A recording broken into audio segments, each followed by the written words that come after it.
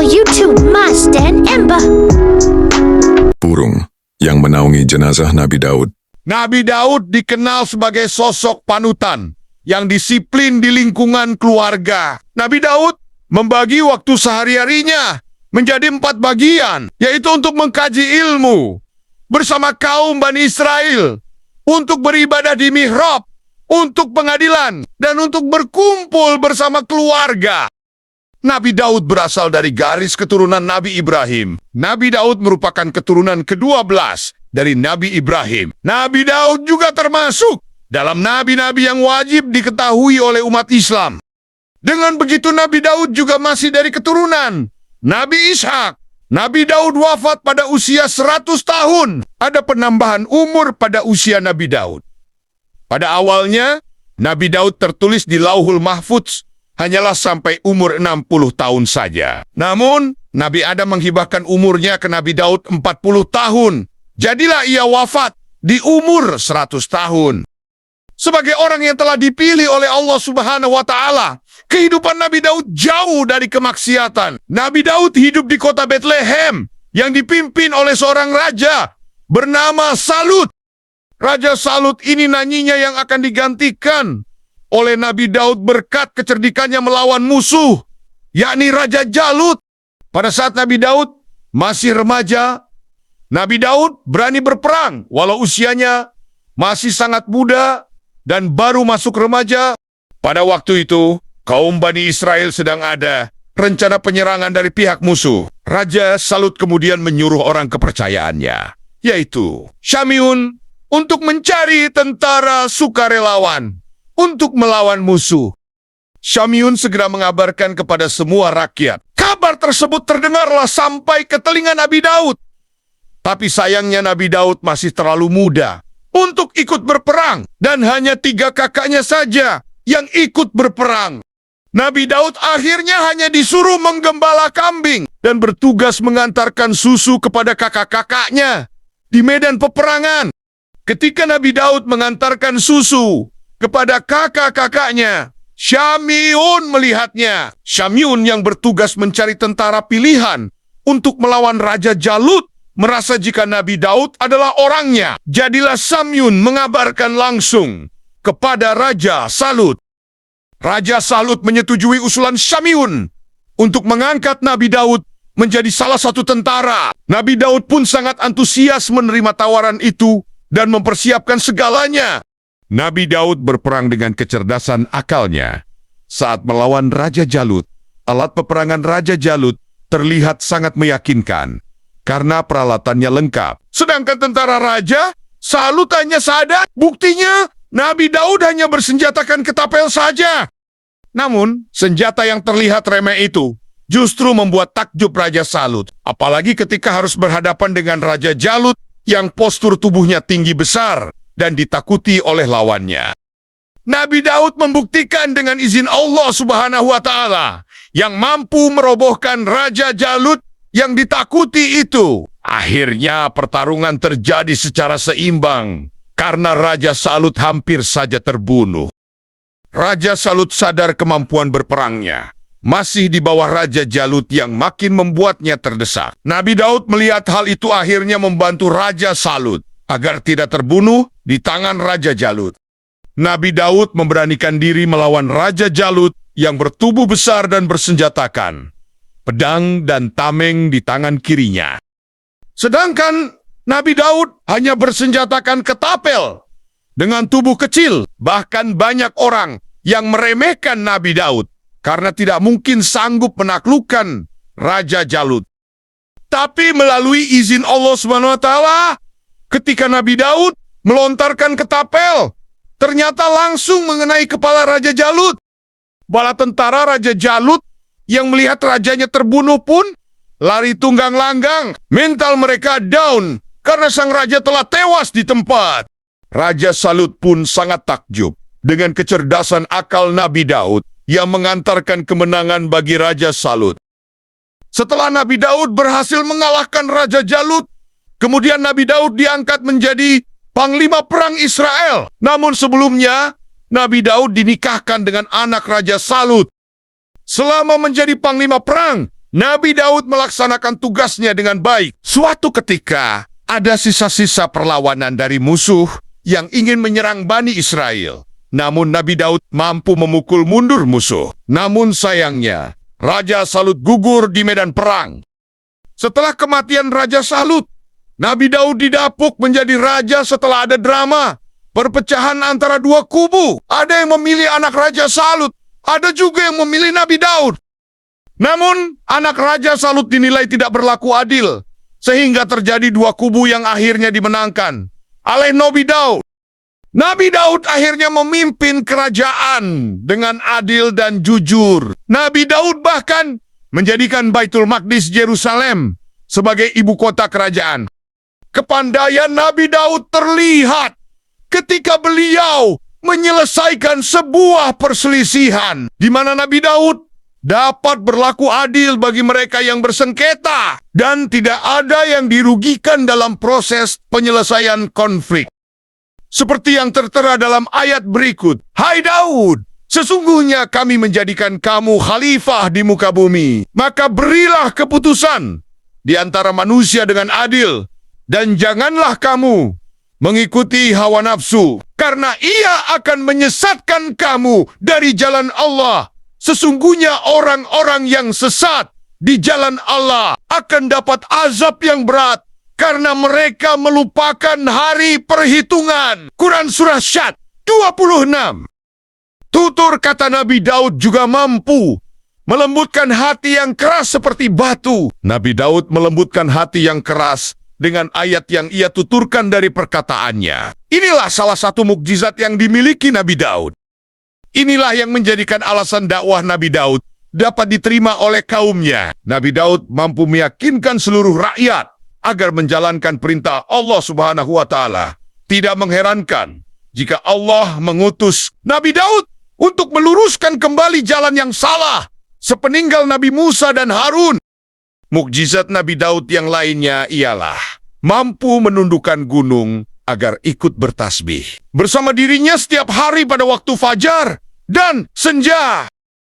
Beliau juga mampu berbicara dengan hewan, salah satunya ketika ia ditegur oleh seekor ulat. Nabi Daud ditegur karena telah meremehkan seekor ulat yang tidak bisa apa-apa, tapi bisa bertasbih dan berbicara dengan Nabi Daud.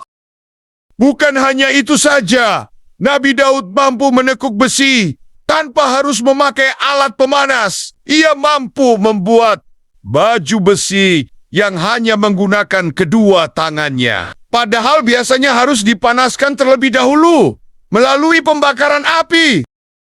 Saat Nabi Daud berusia genap 40 tahun, Nabi Daud mendapatkan risalah kenabian dari Allah Subhanahu wa Ta'ala.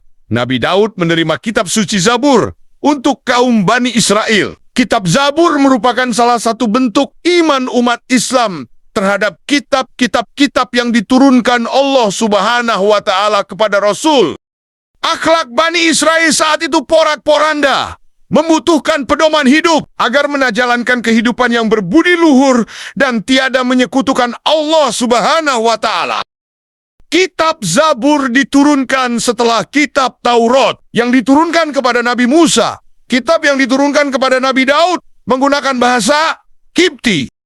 Turunnya kitab Zabur untuk Bani Israel disinggung dalam firman Allah Subhanahu wa Ta'ala pada surah Al-Isra 55 dan surah An-Nisa ayat ke-163. Keterangan tentang Zabur ditemukan pula pada surah Ali Imran ayat 184, Al-Anbiya ayat 105, dan Saba ayat ke-10. Dan Tuhanmu lebih mengetahui siapa yang di langit dan di bumi.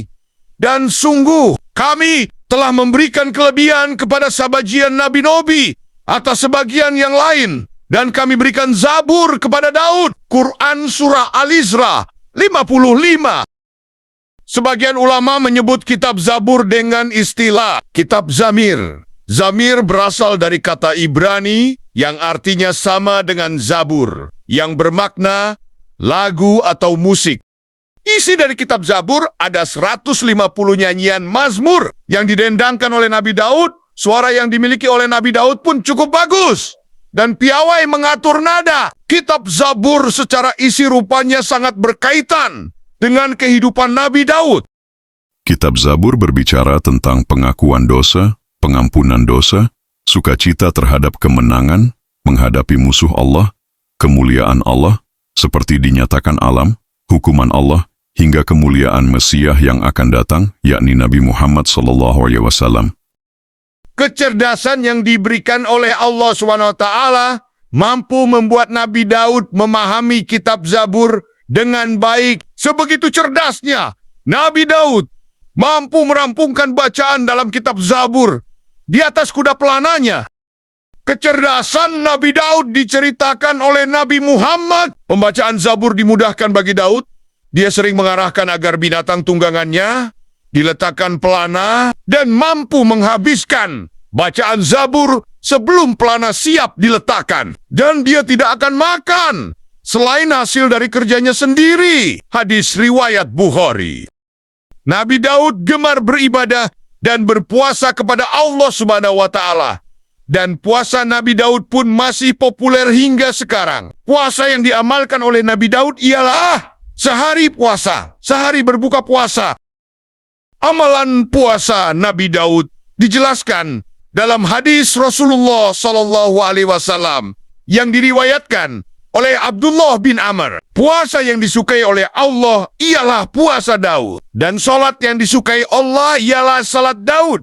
Beliau tidur 1/2 malam, bangun 1/3-nya, lalu tidur 1/6-nya. Beliau berpuasa 1 hari, lalu berbuka 1 hari. Hadis riwayat Bukhari dan Muslim. Terdapat peninggalan sejarah Nabi Daud yang ditemukan di sekitar negeri Yerusalem yang berupa istana Nabi Daud. Penemunya adalah para arkeolog dari Hebrew University dan Israel Antiquities Authority. Istana Nabi Daud ditemukan di Khirbet Qeiyafa, sebuah kota kuno zaman Nabi Daud yang sekarang letaknya 20 mil dari Yerusalem. Bangunan yang diketahui sebagai istana beliau adalah 2 bangunan kuno yang diklaim sebagai bangunan terbesar di abad ke-10 pada masa kerajaan Yehuda. Kota kuno yang berbentuk benteng disebutkan telah ada sejak zaman Nabi Daud. Dalam kitab kota kuno tersebut dinamakan Kota Syarayim. Istana tersebut dikelilingi oleh dinding sepanjang 30 meter. Para penghuni istana Nabi Daud dapat melihat Laut Tengah, Pegunungan Hebron, dan wilayah Yerusalem bagian timur. Para arkeolog berpendapat tempat itu adalah tempat yang pernah ditinggali Nabi Daud. Hal ini dikarenakan tidak ada sisa babi di tempat itu, sebab Nabi Daud dan pengikutnya tidak memakan babi. Peninggalan Nabi Daud yang selanjutnya adalah mihrab Nabi Daud yang ada di luar Masjidil Aqsa. Mihrab itu sempat runtuh, namun dibangun kembali oleh Sultan Hisamuddin Lashin sekitar tahun 696 Hijriah atau 1298 Masehi. Peninggalan berikutnya adalah tambang besi. Nabi Daud memiliki mukjizat dapat melunakkan besi hanya dengan tangannya. Karena itu, beliau membangun industri tambang besi. Para ilmuwan menguji karbon tambang guna mengetahui kapan industri tambang besi itu ada. Dan jawabannya adalah tambang besi, emas, perak, tembaga, dan perunggu sudah ada sejak zaman Nabi Daud. Lokasi pertambangan yang ada di wilayah perbukitan itu menjadi bagian dari industri tambang di masa lalu, tepatnya di Yordania bagian selatan. Namun di balik kelebihannya, ternyata Nabi Daud juga memiliki sifat pencemburu. Hal itu ditandai ketika Nabi Daud meninggalkan rumah, selalu mengunci pintu rumahnya. Dikisahkan, pada suatu hari, Nabi Daud keluar rumah dan beliau mengunci pintu rumah agar tidak ada seorang pun yang datang menemui istrinya. Dan pada saat Nabi Daud keluar rumah, istrinya mengamati kondisi sekitar. Di saat itu ia kemudian melihat seseorang yang berdiri di dalam rumahnya. Sang istri pun sangat terkejut dan berpikir, bagaimana orang tersebut bisa masuk ke dalam rumah, padahal semua pintu telah dikunci. Sang istri pun bertanya kepada pelayannya, Kenapa ada seorang pria yang bisa masuk ke dalam rumahnya? Decided to. Sang istri begitu takut jika nantinya akan dituduh makam-mukam dan telah memasukkan laki-laki lain ke dalam rumah. Saat Nabi Daud pulang ke rumah, beliau melihat ada pria di dalam rumahnya. Melihat kedatangan Nabi Daud, pria itu terlihat biasa saja dan tidak merasa takut sedikit pun. Seperti halnya rakyat ketika bertemu raja. Melihat seorang laki-laki yang berada di rumahnya, Nabi Daud lantas menanyakan identitasnya. Laki-laki itu lantas menjelaskan siapa dirinya. Aku adalah seseorang yang tidak takut pada raja. Mendengar pengakuan itu, Nabi Daud langsung mengetahui bahwa pria yang menjadi lawan bicaranya adalah malaikat maut. Namun, dalam kisah versi lain, ketika Nabi Daud datang, ada seorang pria berdiri di tengah rumahnya. Nabi Daud bertanya, "Siapakah engkau?" Pria itu menjawab, "Aku adalah seseorang yang tidak diberi kerajaan, namun tidak ada sesuatu pun yang bisa menghalangiku." Nabi Daud kemudian berkata lagi, "Demi Allah, engkau adalah malaikat maut. Selamat datang pembawa perintah Allah." Kemudian Nabi Daud menaburkan pasir di tempat ruhnya dicabut. Saat itu, Nabi Sulaiman mengetahui bahwa ayahnya, Nabi Daud, akan dimakamkan di tengah cuaca panas. Kemudian Nabi Sulaiman berkata pada burung, "Naungilah Daud!" Maka burung pun menaungi Nabi Daud hingga langit menjadi gelap. Kemudian Nabi Sulaiman berkata lagi pada burung itu, "Tahanlah sayap demi sayap." Dalam riwayat Abu Hurairah berkata, seraya menahan tangan, Rasulullah memperlihatkan kepada kami bagaimana burung itu menaungi Nabi Daud. Burung Al-Madrohiyah yang bersayap panjang itu mampu menaungi jenazah Daud. Hadis riwayat Ahmad. Ya, nama burung yang menaungi jenazah Nabi Daud adalah burung Madrahiyah. Dengan para burung yang menaungi jenazah Nabi Daud, maka jenazah Nabi Daud dan para pengiringnya tak terkena sinar matahari. Bahkan saat itu bumi hampir gelap. Itulah kisah Nabi Daud yang kematiannya dinaungi oleh burung. Semoga video ini bermanfaat. Terima kasih sudah menonton. Semoga kalian sehat selalu, panjang umur, rezeki lancar, dan menjadi umur yang berkah. Amin. Amin. Ya Rabbal Alamin. Jangan lupa subscribe, like, komen, dan share.